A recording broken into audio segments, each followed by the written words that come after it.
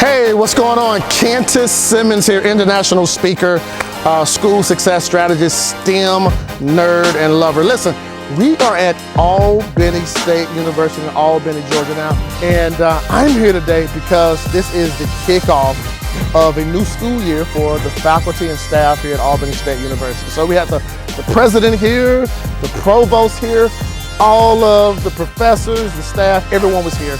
And I had the amazing honor to be able to do the keynote speech here for all of the staff. From burnout to fired up, right? From burned out to fired up. And so I believe we accomplished our goals today. And I want to be a reflection of what students here at Albany State can be, no matter what their beginning look like. Life is all that you make it.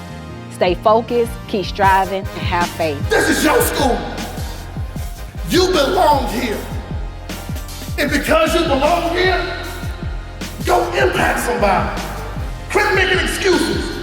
I don't care who's in office. You have the mindset that I belong here. In 2021, this is where I live, this is where I stand, this is my purpose in life, and I'm about to change this school. I really impressed them to take ownership in this great university. Also understand their why.